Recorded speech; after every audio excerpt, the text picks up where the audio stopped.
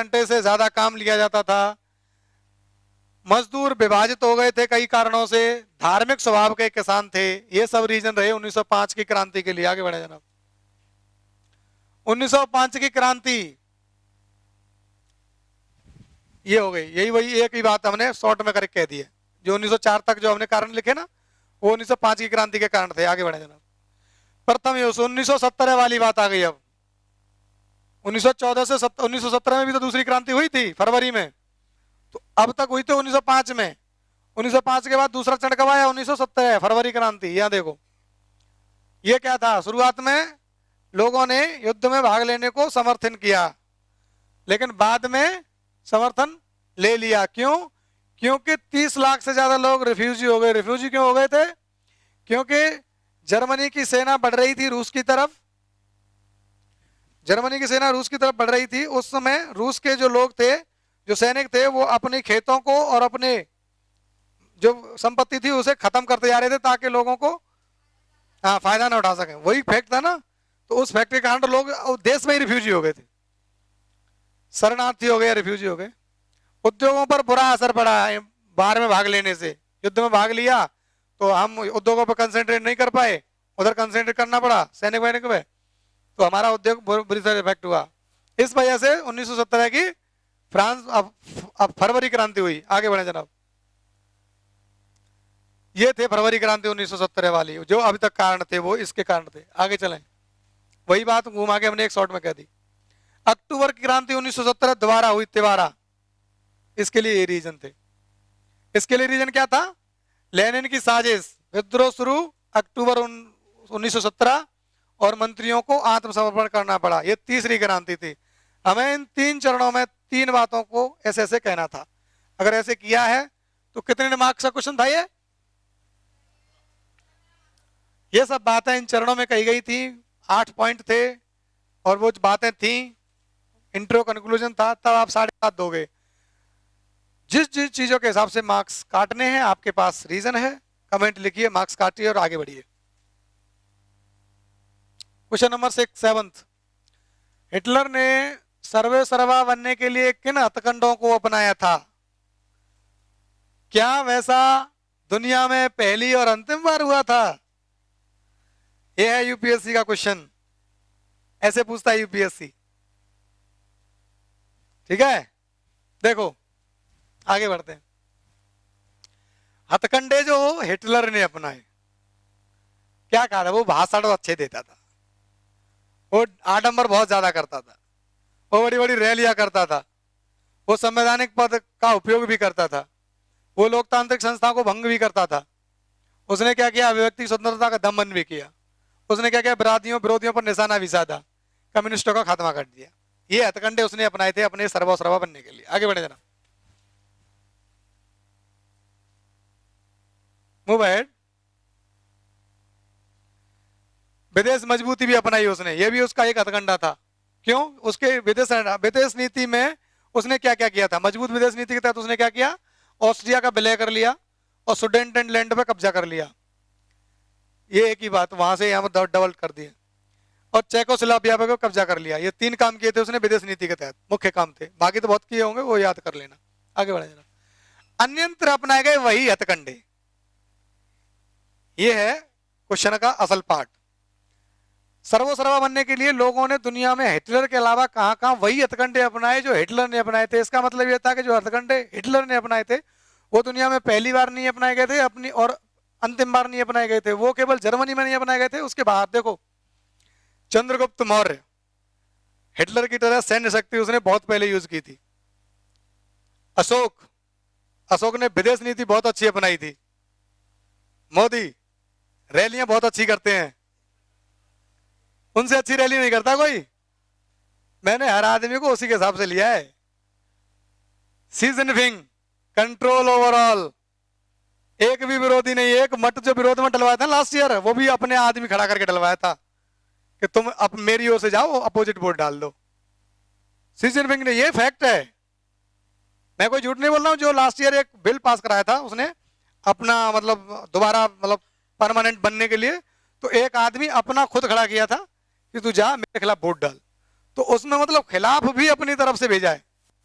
तो ये कोई हिटलर ने पहली बार नहीं किया था, अंतिम बार नहीं किया था, और केवल जर्मनी में नहीं किया था, यूरोप में नहीं हुआ। देखो किम जोंग उन, कोई विरोधी नहीं, मेरे जैसे बाल होने चाहिए सबके, all should be equal. Trump अर्थव्यवस्था पर जोर, अमेरिका फर्स्ट, इस पे बैन लगाओ, उस पे बैन लगाओ, ये करो वो करो, गिराओ बॉल लगाओ गिराओ, मतलब कुछ भी करो, अर्थव्यवस्था पर जोर दो सब तरफ से। तो ये हिटलर ने जो तरीका अपनाए थे, हिटलर के तरीके कहां कहां किस किसने कैसे कैसे अपनाए, ऐसे आंसर टैकल करते हैं, ऐसे आंसर टैकल होते ने। हथकंडे कहां कहां अपनाए, तो एक हथकंडा जनसंहार का एक हथकंडा था ना, सर्वो सर्वा जो हथकंडा, वो जो आप बोल रही हो ना कि जनसंहार था, दैट वाज एन आउटकम, उससे पहले वो सर्वो सर्वा बनना जरूरी था ना। हम क्या कह रहे हैं सर्वो सर्वा बनने के लिए, ये सर्वो सर्वा बने हैं ना इन तरीका से। अब बताओ चंद्रगुप्त के मौर्य के अलावा कोई और सर्वो सर्वा था, इसके अलावा कोई और, सुनो साहब, इसके अलावा कोई और सर्वो सर्वा था इस दौर में, इसके अलावा कोई और सर्वो सर्वा था इस दौर में, इसके अलावा और कोई तो सर्वो सर्वा है इस दौर में, है कोई?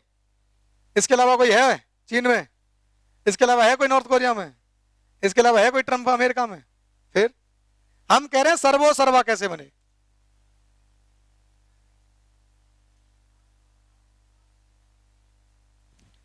था मतलब उसी समय हमें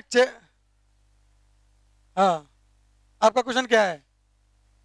था का मतलब था में ही नहीं, हम क्वेश्चन पूछ रहे हैं क्या ऐसी बार पहली बार हुआ था, अंतिम बार हुआ था? नहीं, अब हमें बताना कि पहली बार नहीं हुआ था, अब भी हो रहा है, बहुत पहले भी हुआ था। क्वेश्चन का डिमांड ये है, हमें बताना है कि नहीं ऐसा नहीं हुआ था, बहुत पहले भी हुआ था और अब भी हो रहा है, आगे भी हो सकता है, इसमें क्या दिक्कत है? आगे बढ़े। मतलब था पे से मट गए क्या? था से आगे बढ़ो, दुनिया बहुत बड़ी है। वर्तमान में परिवर्तित उद्देश्य कहां आ गए? क्वेश्चन और है, क्वेश्चन चेंज करो, वो वन वन, ये वनों का है, ये वनों वाला है, ये है, ये स्लाइड पहले आ गई थी। औपनिवेशिक दौर में भारत में वनों के विकास के लिए जिम्मेदार, विनाश है ये वर्ड देखो ठीक से गौर से, विनाश होगा क्वेश्चन में, यहां विकास कर दिया, अविनाश है ना, वो विनाश है, यहां विकास है। जिम्मेदार कारणों, ये कारण कर दिया, कारणों है, पर प्रकाश डालते हुए इस बात का परीक्षण कीजिए कि उनमें से कितने कारक आज भी वनों के विनाश के लिए जिम्मेदार हैं, साथ ही वन विनाश को रोकने के लिए कुछ सुझाव भी दीजिए। ठीक है, क्वेश्चन गेट, मिला क्वेश्चन, गॉट इट? आगे बढ़े।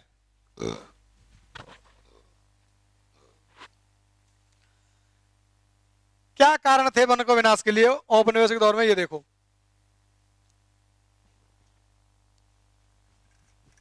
पढ़ो।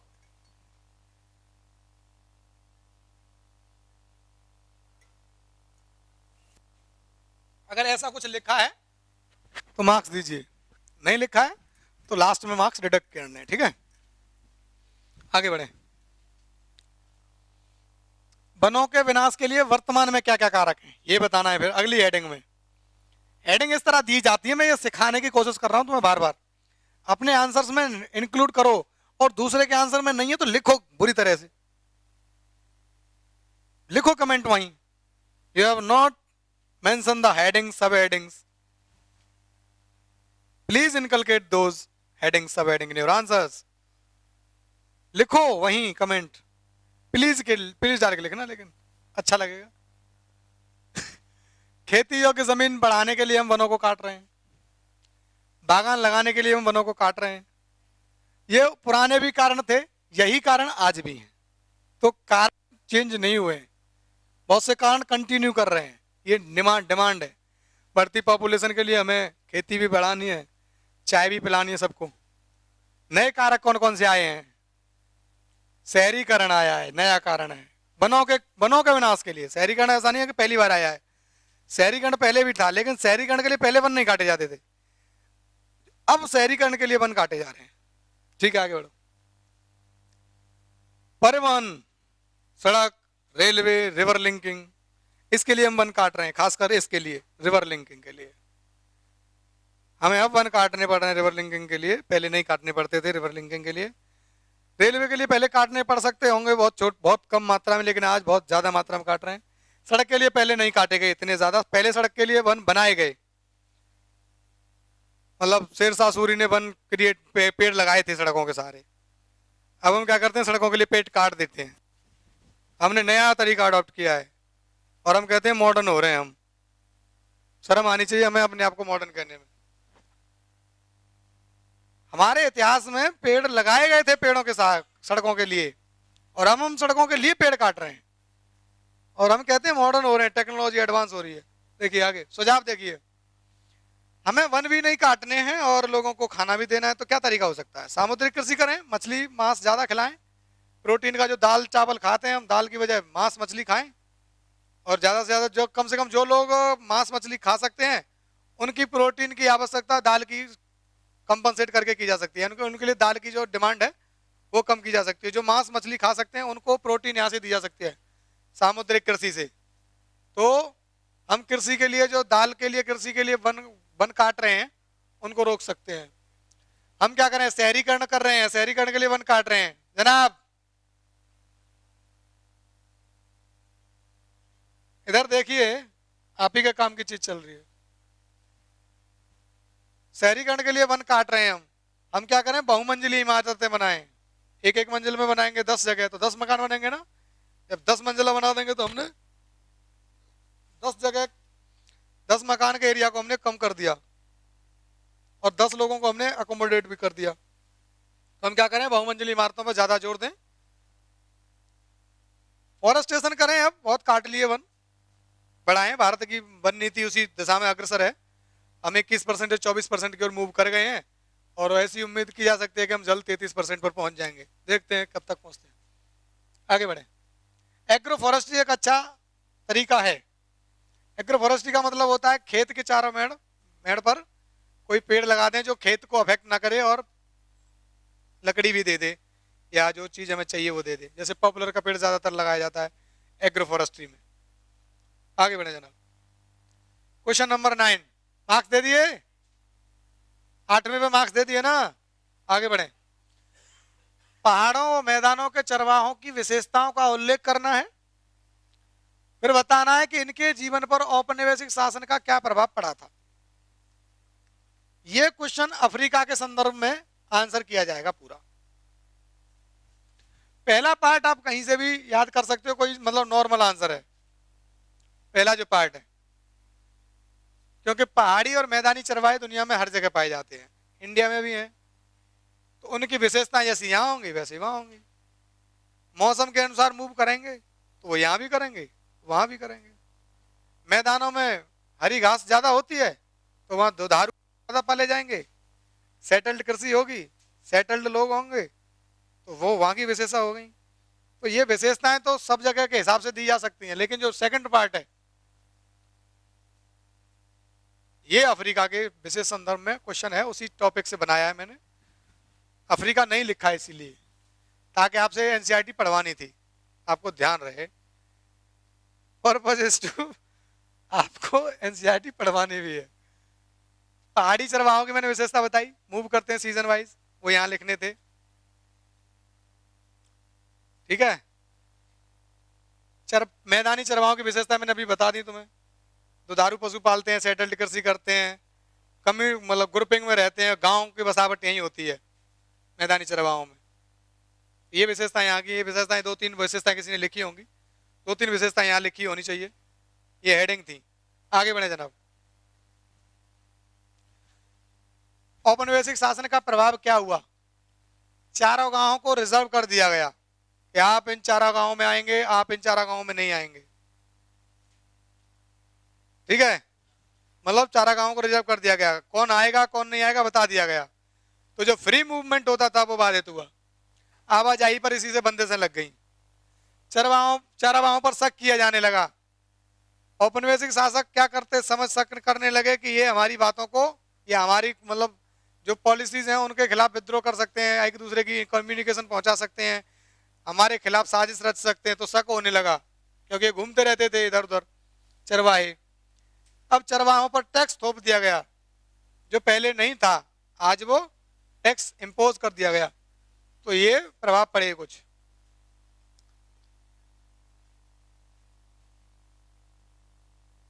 और क्या प्रभाव पड़ा अफ्रीका में? अफ्रीका में, अमेरिका में। अब क्वेश्चन क्या है? 10वां है, 9वां ही है? 10वां क्वेश्चन क्या है? 10वां क्वेश्चन क्या है?